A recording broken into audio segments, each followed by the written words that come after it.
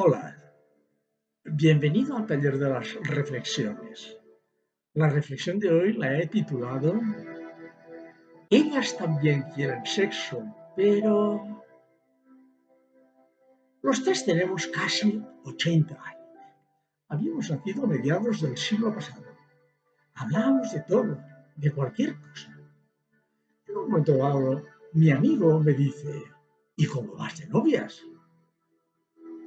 Ni su mujer ni yo nos extrañamos. Y recuerdo que le dije, mal asunto, eso ya quedó, ya perdido en el tiempo.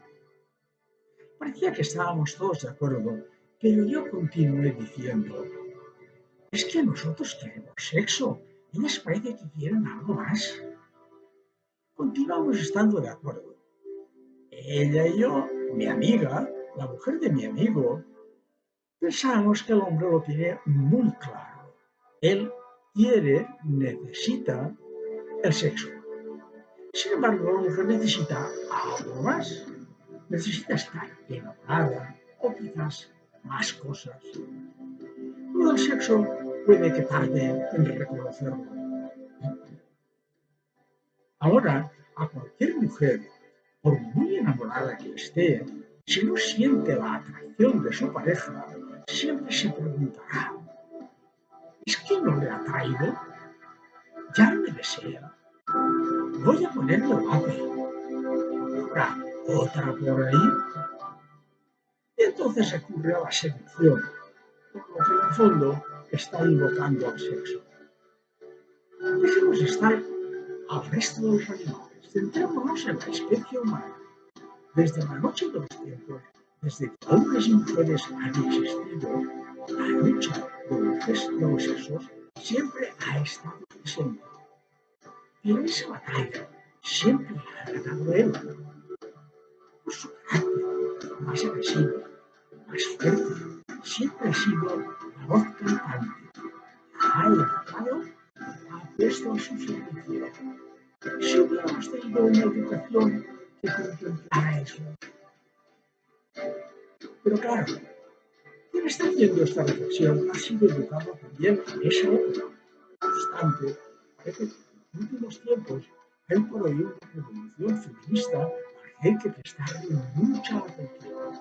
Ten en cuenta que estamos haciendo un esfuerzo para no quedarnos en el detalle, sino que hay que ir mucho más allá.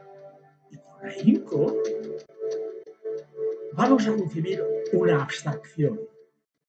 Tratamos de discernir que la cosa no va solo de sexo, ni de luchas, ni de amores, ni de cariños, ni siquiera va de prevalencia de un sexo sobre otro.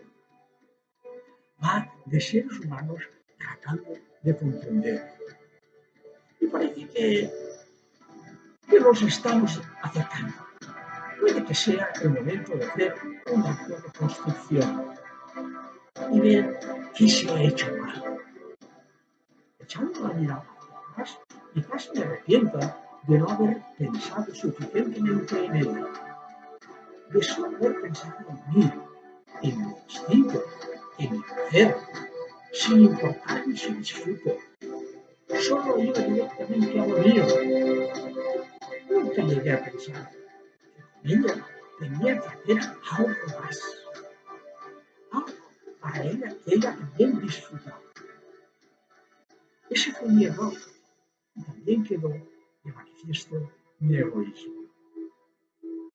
Y continuando con la conversación, llegué a la conclusión de que mis mujeres también deberían haber disfrutado del sexo, tanto como lo disfruté yo con ellas. Y al fin y al cabo, si la naturaleza nos ha dado ese placer, deberíamos haberlo gozado. Por encima de morales y religiones, y en cualquier momento haberle dado la bienvenida. Recuerdo que también llegué a comentar lo importante del diálogo en la pareja.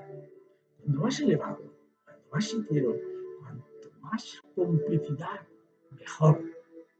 Diálogo sí, monólogos no. ¿Entiendes? Entiendo. Ellas quieren sexo, pero también piden algo más que los hombres. cosas que están por encima de satisfacciones rápidas. No solo sexo como ellos. El hombre lo usa para su satisfacción, para su instinto, y él a lo suyo. Habrá que rectificar. Solo espera que las nuevas generaciones se den cuenta de ello y ojalá que incluyan pronto en la educación. Es importantísimo. Artículo de temática semejante. 189. Sexo. La visión de mujer y hombre. Vienen los dos enlazos y hasta la próxima reflexión.